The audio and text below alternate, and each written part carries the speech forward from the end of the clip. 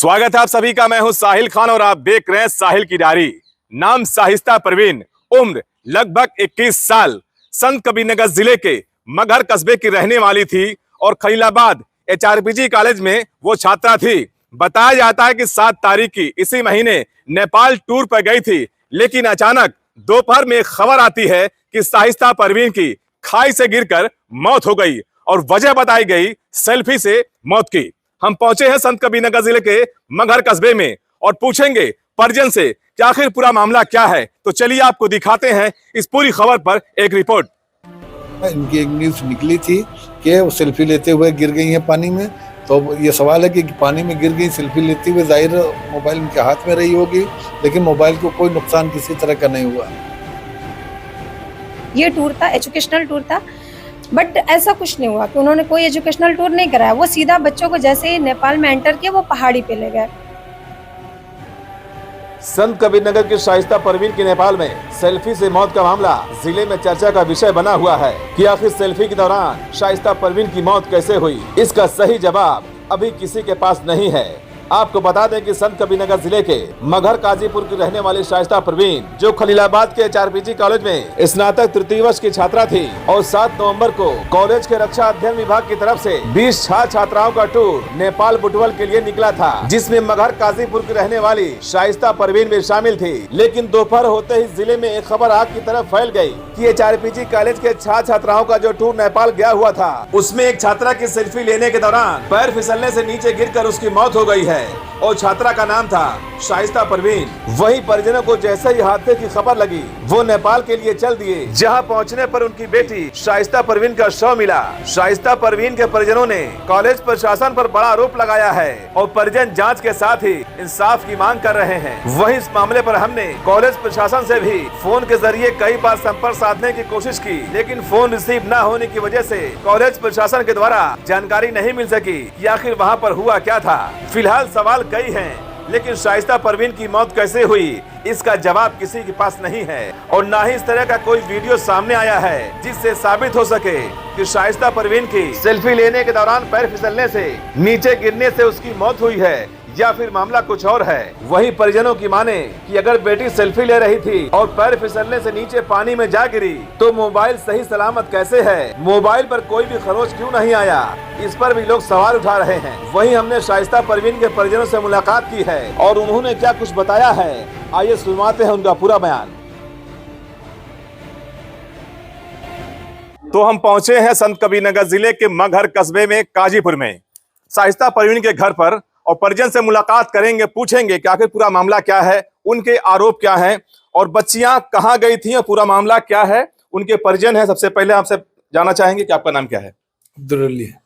ये बताइए, जो घटना घटी है, मौत कैसे हुई, क्या प्रॉब्लम आई है? सर देखिए, ये 7 तारीख को टूर पे कॉलेज वाले ले गए थे और उसी दिन की घटना है।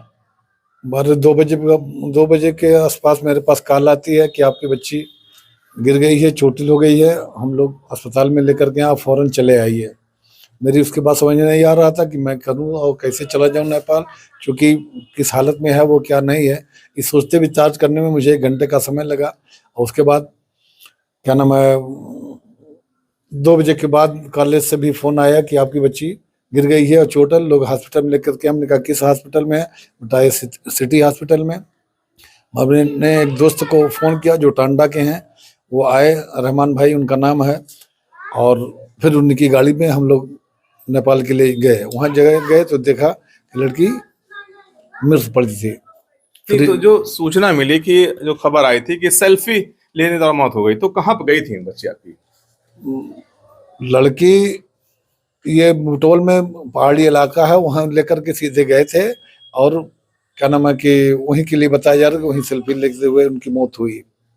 नहीं तो लिवा कहाँ गए थे, क्या कह के लिवा गए थे? उन्होंने, प्रशासन ने ये कह के लिवा गया था कि मिलिट्री अधिकारियों से मिलाएंगे आप लोगों को और परिचय कराएंगे, ये आपके क्या नाम है सब्जेक्ट से रिलेटेड है, ये डिफेंस में। और जबकि वहाँ और बच्चों से पता चला कि वहाँ ले ही नहीं गए थे, उस जगह पे ये ले ही नहीं गए, सीधे ये पहाड़ी इलाके पे लेकर गए जहाँ ले जाना भी वहाँ की गवर्नमेंट ने प्रतिबंध किया है और सीधे ही वहीं लेकर के गए। इनके पहुंचने के 15 ही मिनट के बाद की घटना है ये। कुछ जानकारी मिली जो बच्चियां गई थी, बताया कि घटना कैसे घटी एक है? बच्ची से हमने मुलाकात किया था।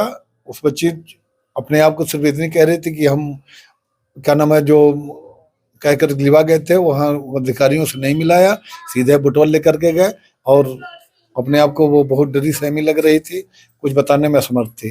जो बताया गया जानकारी निकल के सामने आई है, जो शाम को आई थी, कि वो सेल्फी ले रही थी मोबाइल से, बेटी बना थी और पहाड़ी से नीचे आ गई। तो मोबाइल कहाँ है?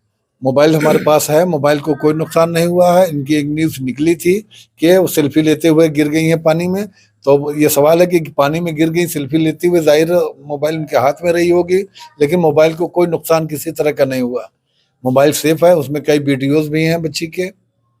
सबसे बड़ा सवाल ये है कि जब मोबाइल सेफ है, जो क्यों खबर वही आई थी कि सेल्फी लेने के दौरान पहाड़ी से नीचे गिरी और बच्ची की मौत हो गई, लेकिन मोबाइल को खरोच तक नहीं आया ना। क्या नाम आपका?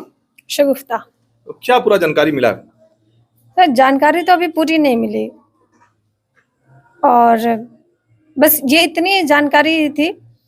4 को टूर जाने वाला था, 4 नवंबर को पोस्टपोन हो गया। सडनली वो 6 को डिसाइड किया कि हम 7 को टूर ले जा रहे हैं, और वो बहुत पहले इंफॉर्मेशन मिली थी कि हम बॉर्डर का सर्वे कराएंगे बच्चों को। ये टूर था, एजुकेशनल टूर था, बट ऐसा कुछ नहीं हुआ कि उन्होंने कोई एजुकेशनल टूर नहीं कराया। वो सीधा बच्चों को जैसे ही नेपाल में एंटर किया, वो पहाड़ी पे ले गए। 21 बच्चों का टूर था, 21 बच्चे थे, और जिसमें से 2 टीचर थे, डॉक्टर अमित मिश्रा और एक तेज प्रताप। दोनों ही बहुत ही जिम्मेदार टीचर, इन्होंने बहुत ही अपनी जिम्मेदारी निभाई। जो डॉक्टर अमित मिश्रा थे, ये अपनी बेटी को लेकर गए थे टूर पे।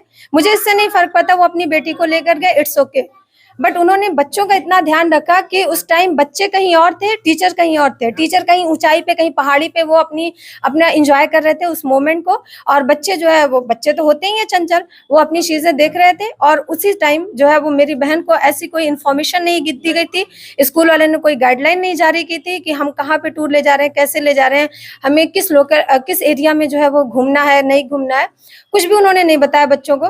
तो मेरी बहन गई नदी के पास, ऐसा बताया जा रहा है, और वहां पे उसके पैर स्लिप कर गए, पानी में गिर गई, और पानी में गिरने की वजह से डेथ हो गई। जबकि ये आपको भी पता है कि सडनली पानी में गिरने से डेथ नहीं होती है। और अगर पानी में चलो गिर गई, कितनी देर थी, अभी तक ये इन्फॉर्मेशन नहीं मिली कि पानी में वो कितनी देर तक थी। बाकी बच्चियां तो आ रही होंगी ना, बाकी लोग रहेंगे वहां पर?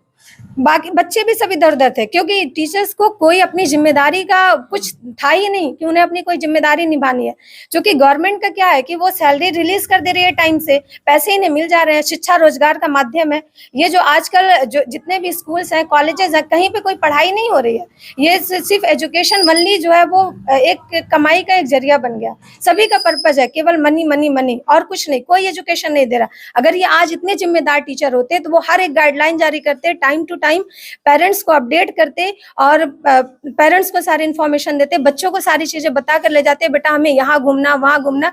किसी का भी बच्चा हो, अगर वो अपने माँ बाप की बात नहीं मानता, मैं मानती हूँ, लेकिन वो अपने टीचर की बात अगर वो मना कर देगा, तुम्हें यहाँ नहीं जाना है, उसके लिए वो पत्थर की लकीर बन जाती है। कॉलेज प्रशासन ने क्या कहा था, कहाँ ले जाने के लिए? कॉलेज प्रशासन ने कहा था कि हम केवल जो बॉर्डर का सर्वे कराएंगे, जबकि ऐसा कुछ नहीं किया उन्होंने। बॉर्डर किससे मिलाने के लिए?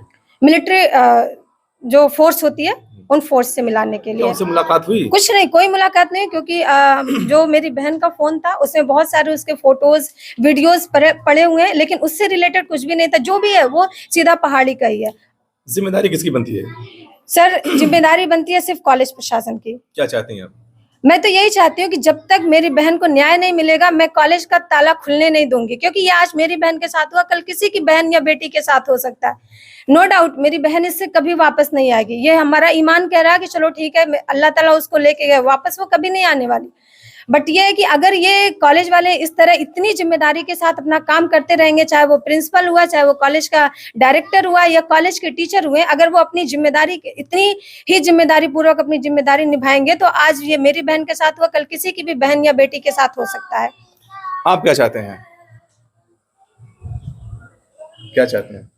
मैं चाहता हूँ जो इसमें गैर जिम्मेदारी निभाई गई है, जो लापरवाहियां बरती गई हैं, जो दोषी पाया जाए उसको कड़ी से कड़ी सजा दी जाए। और कॉलेज खुलना नहीं चाहिए, कॉलेज खुलना नहीं चाहिए। मैं सिर्फ ये अपने बच्चे के हित में नहीं बोल रही हूँ, मैं सभी बच्चों के हित में बोल रही हूँ कि कॉलेज खुलना नहीं चाहिए। अगर इतने इररिस्पॉन्सिबल टीचर हैं तो हम कैसे कह दें कि वो कॉलेज पे ताला ना लगे। सबसे बड़ा सवाल उठता है कि दो जिम्मेदार जो गए थे बच्चों को लेकर यहाँ से, उनकी जिम्मेदारी बनती थी कि किस स्पॉट पर उनको ले जाना है, और बच्चियां वहां पहुंची जहां खतरा था, वहां जाना मना था, और यही हुआ जो खतरा। बात आई निकलकर कि सेल्फी लेने के दौरान बच्ची का पैर फिसला और पहाड़ी से नीचे गिरकर उसकी मौत हो गई। लेकिन सवाल ये भी उठता है कि हमने लाइव में बताया था कि अगर वो नीचे गिरी है तो मोबाइल की हालत क्या होगी। परिजन ने बताया है कि मोबाइल को खरोच तक नहीं आई है। ऐसे में सवाल कई बनते हैं। हम स्कूल प्रशासन से भी बात करेंगे, कॉलेज प्रशासन से, कि आखिर उनका कहना क्या है, उस पूरे मुद्दे पर उनकी क्या राय है। लेकिन फिलहाल अभी कॉलेज बंद है, जब कॉलेज खुलेगा तो उनसे भी राय जानेंगे। आप बने रहिए साहिल किरारी के साथ। नमस्कार।